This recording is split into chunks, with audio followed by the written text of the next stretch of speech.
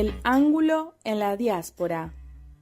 Una charla de café con Jimena Dona María. Bueno, buenas tardes. Aquí estoy un poco difónica, pero bueno, haré lo que pueda. Estamos con Fabiana Malatesta. Fabiana es especialista en elaboración de normas jurídicas de la UBA, posgrado en Derecho Parlamentario de la UBA y en la UNL. Ay, me da un caramelo, gracias. Sí, cuídate. Diplomada en Género y Derechos Humanos, diplomada en Argumentación Jurídica, actividad de control de los parlamentos, especialización en técnica legislativa, especialización en Parlamento y Federalismo, especialidad en empoderamiento de las mujeres parlamentarias, titular en Consultora Jurídica Parlamentaria. Fabiana también es asesora profesional de legisladoras y legisladores nacionales, provinciales y municipales y asesora de colegios profesionales. También es presidenta de la Asociación Genius, Abogacía en Clave de Derechos Humanos. Es docente, integrante de la Asociación Argentina de Derecho Parlamentario y el Instituto de Estudios Legislativos de la FACA. Y es presidenta del Instituto de los Derechos de las Mujeres del Colegio de Abogacía de Santa Fe y abogada parlamentarista. Pues muy bien, Fabiana, gracias por atendernos. Es un gusto enorme que te tomes este ratito para charlar con nosotras. Y bueno, queríamos que nos cuentes un poco cómo fue la idea de crear Genius, que nos cuentes qué es y bueno, cómo va todo este tema. Perfecto. Hola Jimena, buenas tardes a vos, a tus compañeros y a la audiencia.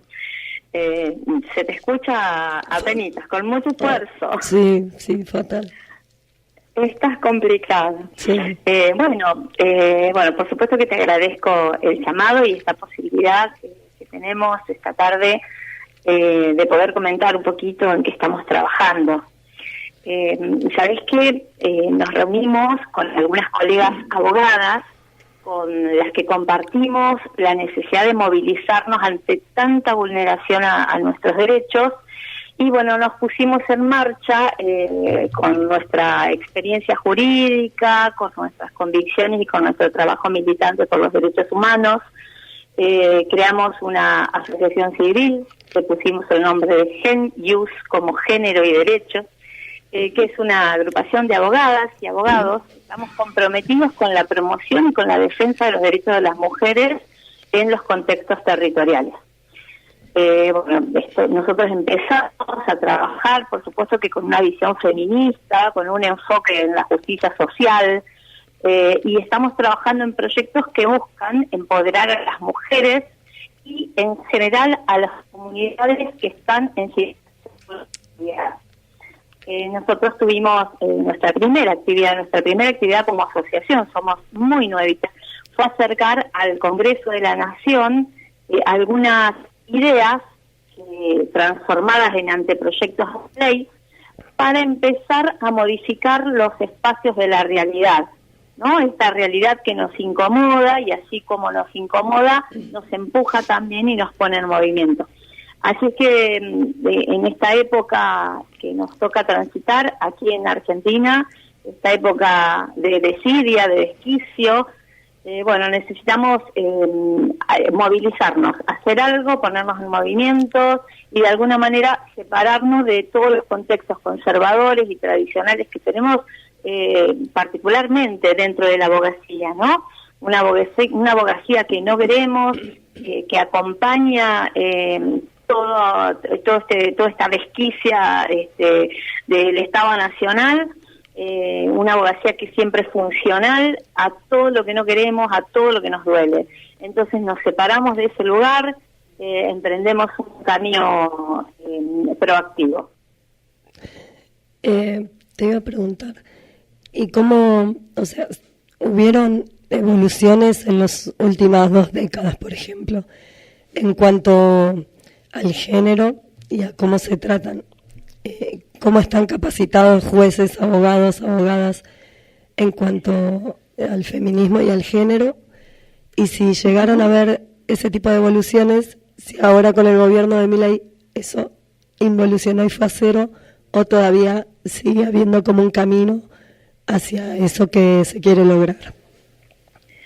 Mirá, dos temas. En primer lugar, hacer una crítica, una autocrítica a propia, ¿no? Y a mis colegas, porque la abogacía es una profesión que es masculinizada, es conservadora, y por lo tanto, bueno, una profesión que está vinculada al poder, ¿no? Entonces, y como el poder es mayormente masculino, por lo menos se atribuye a lo masculino, aquí tenemos el resultado, digamos, me preguntaba sobre la justicia patriarcal y demás. Esta profesión de la abogacía es una profesión masculinizada, es una profesión conservadora. Vos sabés que a partir del año 2012, ya el Parlatino le pide a los estados que son parte que desarrollen todas las acciones posibles para incluir a más mujeres en los espacios de toma de decisión. Y bueno, los países lentamente han respondido a este pedido del Parlatino, a este acuerdo, ¿no?, que ha llegado del Parlatino. Y bueno, Argentina ha sancionado la ley de paridad, la ley nacional de paridad, y las provincias fueron sancionando también sus propias legislaciones. Y esto ha hecho que poco a poco más mujeres hayan incorporado a los parlamentos, a las cámaras de diputados, que son los que tienen elecciones por listas que nosotros llamamos listas sábanas, listas completas. Esto ha cambiado un poco, ha cambiado primero la fisonomía del Parlamento, segundo que ha cambiado la política, las políticas públicas, porque la incorporación de mujeres a los espacios de toma de decisión ha ido transformando la agenda pública. Sabés que todo lo que tiene que ver con derechos de las mujeres, derechos de las vulnerabilidades, derechos de las disidencias sexuales, se ha empezado a abrir un camino a partir de la incorporación de más mujeres dentro de nuestra Cámara de Diputados, aquí en Argentina. Ahora, esto que ha venido siendo progresivo desde la reforma constitucional del 94 hacia adelante, hacia diciembre del año pasado, realmente nos hemos encontrado con una pared enfrente, con muchísima imposibilidad de seguir avanzando de manera progresiva en los derechos conquistados por las mujeres, por las disidencias y por las vulnerabilidades. Y esto se debe a una cuestión que sabemos muy bien que es ideológica, que se ha llevado a una política de Estado, de este nuevo Estado de derecha. Claro. Y esto lo vemos en los proyectos que envía el Poder Ejecutivo al Congreso, lo vemos en los decretos, lo vemos en el cierre de instituciones, en el desprecio por el derecho de género, por los derechos de las disidencias sexuales, vemos mensajes violentos. La verdad es que es un retroceso para mujeres y disidencias que no tiene, la verdad nosotros, esto es inaudito, digamos, no tenemos antecedentes históricos en nuestro país de semejante retroceso. Y aparte comentarte que este retroceso en derechos, en conquista de derechos, contradice el principio constitucional de progresividad de los derechos humanos y de no regresión. Este gobierno de Milei está yendo en contra del principio constitucional de progresividad de los derechos y de no regresión.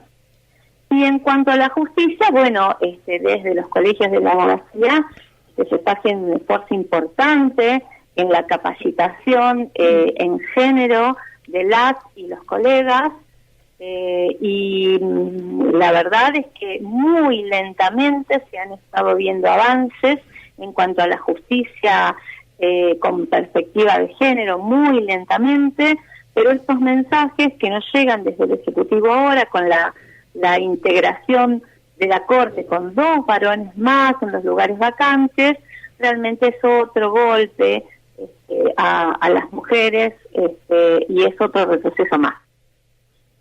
Claro. ¿Y ustedes ya presentaron los proyectos al Congreso o todavía no? Sí, nosotros presentamos 6 proyectos de ley de forma de anteproyectos a un diputado, el diputado Juan Marino, y él los firmó como autor y ya tienen estado parlamentario. Sí, ya están ingresados, tienen estado parlamentario los 6. Así que bueno, también es un agradecimiento, por supuesto, a este diputado que nosotros no conocíamos, pero que en esta época de una vulneración profunda a nuestros derechos, ha tenido la valentía de acompañarnos con su firma. Y que si se da todo, ¿no?, para que salga adelante, ¿en qué cambia la vida de las mujeres? ¿En qué puede llegar a cambiar y qué beneficios pueden tener? Bueno, mira, yo te podría comentar de los diferentes proyectos que presentamos, porque si bien son algunas modificaciones que aparentemente son sutiles, porque cambias un artículo de una ley, no es que haces un cambio normativo completo, pero ese cambio normativo realmente puede modificar la vida de las personas. Por ejemplo, estamos proponiendo la modificación de un artículo del Código Civil en relación a la obligación de prestar alimentos del progenitor no conviviente. Esto, generalmente son los padres varones, los no convivientes, los que prestan alimentos. Nosotros, mirá, en el derecho, no solo en el derecho argentino, sino en la ciencia jurídica universal, podemos decir que las obligaciones tienen como 2 partes, ¿no? El momento en que se contraen y el momento en que se incumple. Entonces, uno contrae una obligación en el momento que la contrae, ¿no? Suponiendo que firmas un pagaré en el momento de la firma del pagaré. Y tiene un momento de cumplimiento que si no la cumplís, la estás incumpliendo. Así funciona la teoría de las obligaciones en el derecho universal, digamos. Ahora, la cuestión acá que nosotros estamos planteando es desde qué momento se reclama esa obligación incumplida. En todo el derecho, la obligación se puede reclamar desde el momento que se cumplió. Mientras que en el derecho, es decir, en el ejemplo del pagaré, vos firmás hoy un pagaré, más adelante era el momento del vencimiento, si lo incumpliste, se te puede reclamar desde el momento en que se incumple, como es la lógica. Mientras que en el derecho de familia, en cuanto a la obligación de prestar alimentos, al progenitor no conviviente se le puede reclamar hoy solamente desde que se lo interpela, desde que se lo constituye en mora, o sea, desde que se lo intima para que pague alimentos. Entonces esto realmente va en contra de la naturaleza de las obligaciones, pero además, por un lado, constituye un daño terrible, un daño económico a la mujer que está pagando alimentos, digamos, a la mujer que está conviviendo con sus hijos, y además se está reconociendo el derecho que tiene el incumplidor de no cumplir. Hoy todo el mundo sabe, porque así funciona nuestro Código Civil, que cuando uno le reclama a un padre los alimentos, solamente la deuda es exigible desde el momento en que se presenta la interpelación. Suponiendo que un padre se retiró del hogar hace 5 años y nosotros hoy planteamos una demanda de alimentos, yo le puedo reclamar 6 meses antes. Y vos me vas a decir, ¿y los 4 años y medio anteriores que no pagó? ¿Qué pasa? ¿Y por qué se tarda tanto en reclamar?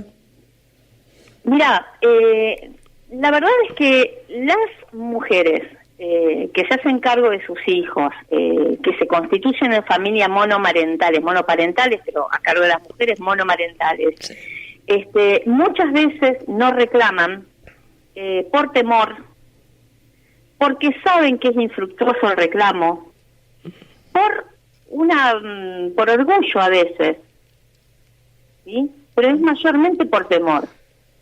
Y otras veces porque no quieren iniciar todo un proceso judicial que es largo y tedioso, con presentación de pruebas y demás, cuando ellas pueden sostener la vida de sus hijos.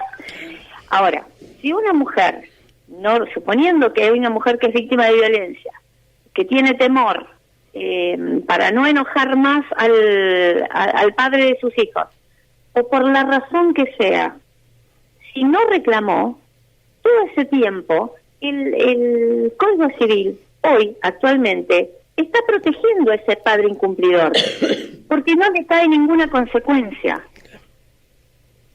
Entonces, se está poniendo en cabeza de la madre la obligación de hacer el reclamo, cuando la obligación de prestar alimentos es de los dos. Nadie tiene que intimar a una madre para decirle que tiene que pagarle alimentos, que tiene que darle de comer a sus hijos. Entonces, con el cambio que nosotros proponemos en el Código Civil, esto Jimena, te lo dice cualquier madre, o sea, todos sabemos que desde el momento en que uno hace el reclamo, a partir de ahí se puede reclamar y no antes. La modificación que nosotros pretendemos en el Código Civil es que en materia de alimentos, de responsabilidad parental y de alimentos, los alimentos puedan ser reclamados desde el momento en que se incumple la obligación. ¿Sí? Es una modificación sutil, pero esto realmente le modifica la vida a muchas hijas e hijos que están reclamando alimentos. Claro. Bueno, nos estamos quedando sin tiempo. Se hace corto, ¿viste? Se hace corto. Sí. Si nos puedes dejar una reflexión, bueno, de cómo continuar con la lucha, por ejemplo. Bueno, es un tema, Es un tema de cómo continuamos con la lucha, porque la verdad es que muchas veces tenemos una lucha activa y otras veces tenemos que resistir, ¿no? Estaba viendo hoy por la tele marcha de jubilados en la Plaza del Congreso, una represión brutal a personas mayores. Sí. Entonces, ¿cómo avanzar? Nosotros, desde Genius y desde la abogacía en general, tenemos herramientas que son tradicionales, como es todo el sistema jurídico, ¿no? Que es el ámbito en donde nosotros nos movemos. Entonces yo para cerrar, comentarte que, bueno, nuestra idea es siempre abogar por un derecho que sea sincero, que sea dinámico, que nos incluya, un derecho que sea funcional a las necesidades de todas y todos. Y por supuesto que por una construcción jurídica y política que escuche a todas las voces, ¿no? Nosotros queremos que el derecho siga siendo una herramienta poderosa que nos proteja, que construya futuro, que cree una realidad que nunca restrinja los derechos. Al contrario, que siempre nos incluya y que siempre los amplíe. Así que bueno, desde nuestra parte seguir militando por una abogacía que nos haga la vida más agradable. Muchas gracias. Pueden visitar el Instagram gen.ius y bueno, sacar información de ahí. Gracias, Fabiana, por este ratito. Muchas gracias a vos, Jimena. Un saludo.